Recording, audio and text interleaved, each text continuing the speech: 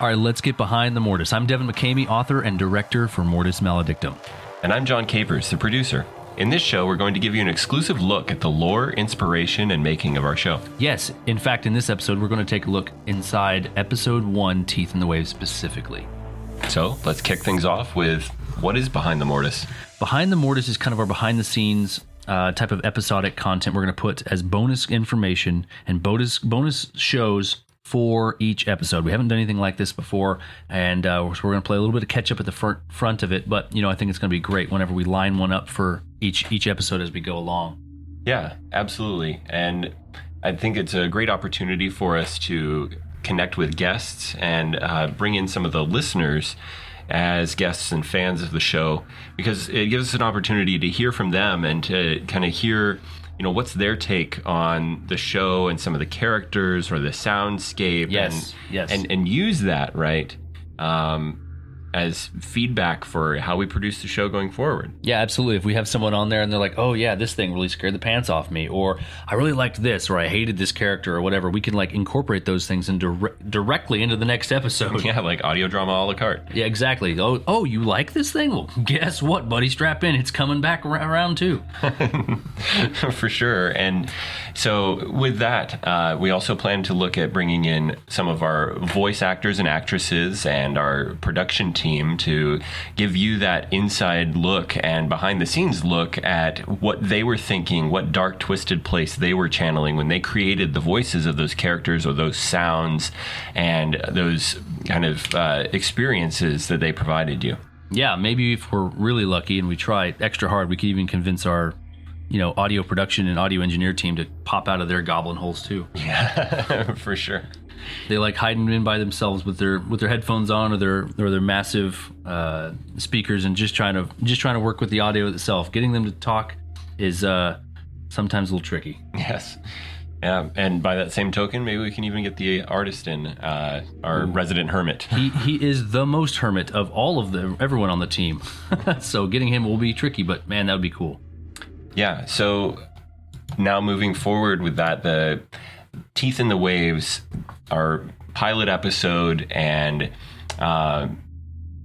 what was the inspiration that kind of brought this story about? Why audio? So it was accidental, actually. The trick is Brandon, our artist, my brother, definitely came up to me one time and was like, yo, I want you to write horror. And I'm like, I don't do that. I write urban fantasy. And he's like, can you try? So I said, okay, fine, sure, I'll give it a shot. Why? And he said, well, because there's this guy, this voice actor named JJ, who's streaming right now on Twitch. And I just want to give him this prank thing for him to read out on his stream. So I couldn't make it in that time frame because I wrote 3,000 words. But the next day he got back on stream. We fed him this thing which became Teeth in the Waves, and it was insane. It was so strange and different and wonderful, and he took what I wrote, just drivel, and turned it into something with gravitas and weight and scariness to it, and it was fantastic. So then we said, wow, we have to really try this again, and then we made it into a real episode at that point, and then put it out, and people loved it. So we did it again, and people loved it. We did it again, and then we said we should just make a real run of this, and here we are, 24 episodes later. Written. We've got the actual book out now because 24 episodes equates to about 94,000 words. That's a novel length. So we've got it in paperback and hardback and stuff. And it's strange how it evolved from what it did. So speaking of that evolution, right, and taking those stories and putting JJ's voice into that, because originally it was just JJ. Now, of course, we have a full team now, and there are several actors and actresses who provide their amazing talents to the show to make it what it is. But back then, we've got those iconic characters from that first episode. You've got Jack, of course, the protagonist, and then naturally you've got the Ipaluvic. So where did the inspiration for those characters come from? So I wanted to put the first episode in the Pacific Northwest just because I was like, it's a spooky part of the U.S. That's a spooky part of the U.S. Let's go somewhere up there. Scares the pants off stuff. Oh, you don't like rain? Yeah, that's all there is there, apparently. That and an Ipaluvic. So I looked around and I said, okay, what's a kind of a cryptid or a mythological creature or some god or something that we can use as our antagonist? And I found the Ipaluvic, and I said, oh boy, oh baby, this is the one. It was too perfect for it. And then we've got our little hapless victim, Jack, who is the sole survivor of the Salt Sprite when it gets just dismantled by the Ipaluvic in one storm, and he survives. But you do not get away from the Ipaluvic. You're not supposed to get away once, and he managed it. You definitely do not get away twice. And so that's kind of where the story came from there. Kind of Final Destination, huh? Absolutely. You cannot escape your fate. He's coming for you no matter what else happens. And I really liked how the sound design for it kind of came into play there. When it's really set in its time. It's really kind of in the 70s, late 70s, early 80s. And so we've got that kind of that tinny, higher filtered voice, even on the narration go through it, until you get to the Ipaluvic himself. And his voice is just iconic. It's its own thing, and which is really good because we wanted it to be unique enough that if you hear it ever again in any other episode, hint, hint, wink, wink, you know immediately who it is, who's speaking. Yeah, that's a great point, right? You've got those classic, where you going, Jack, and the, of course, going out on a night like this by yourself, right? And so those lines, I think they really do kind of carry through. And of course, JJ's voice really brings that Absolutely. Character to life 100%. Yes. And so you mentioned kind of looking for something folklore from the Pacific Northwest. Now, I understand that some of Brandon's work has also inspired the story in kind of a chicken and egg kind of way. It did really kind of, it was a shock that I dug around through his basis of kind of his background portfolio, I guess is the best way to put it. I don't know what he would call it.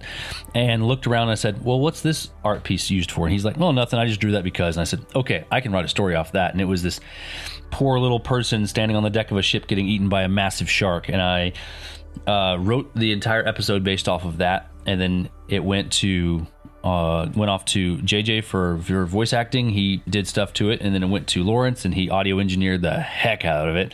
And then it went back to Brandon, and Brandon's like, this is woefully insufficient for an art piece for what you have delivered to me. I've got to redo it, and I've got to redo it right now. And in one night, he put together the new one. It's the one that you all know and love. He put that together based off of this output that came from each step of the way. So he inspired it with his art piece, and then he had to revamp it afterwards. And a lot of the episodes end up like that. Yeah, I think that comes from kind of that whole sound design that we are building into this, right? Where we're going for this dark and twisted experience, trying to, create those sounds, not just the character voices, but the sound effects, the ambiance in the scene, that it's built out in such a way that each episode should sound unique, and it should sound like the place, the setting, to bring all of the mental image that we have for where these things are taking place, and to turn that into an auditory experience. Yeah, and we want each of them to be unique to each other. So if you listen to 10 seconds of an episode, you go, I know which episode this is. That's so-and-so episode. That's episode 3. That's episode 15 or whatever it is, right? We wanted that specific there. And we could not have the creativity to pull this off without the team that we have, or the fans that we've got and the supporters that we have, because it takes a village really to put together a show like this, but it really, to keep one going is even harder. So we really appreciate all the support we've gotten from everyone in our audience.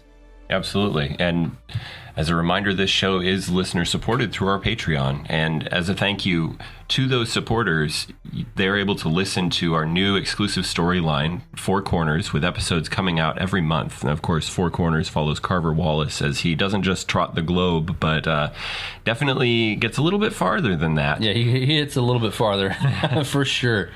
So yeah, they new episodes drop for every month of that for writing, and then the following month we'll have the audio for that. So the audio will be about a month delayed as we run it through our production pipeline, but you'll get a new episode of audio and a new episode of transcript written chapter every single month.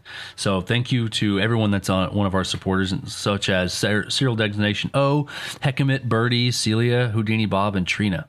And so with that, many of the characters, the monsters specifically that are a part of that Four Corners storyline, have been created by members of our Discord community, by fans. It actually is one of the perks of being a patron for our show as well, is being able to create a monster that will appear in the show. And so when you see like the Carabus or the Chameleus, those were actually brought to you by Serial Designation O and Hecamit. Yeah, it was outstanding. They basically said, "Hey, what about this one?" And I said, "Wow, absolutely. There's no chance I'm passing on this. Let's put it in the show. Let's make it canon, you know." So that's one of the best parts about it, of the community, is we've got some really good creatives in the community already. And why not make it canon, you know? Why not? Yeah.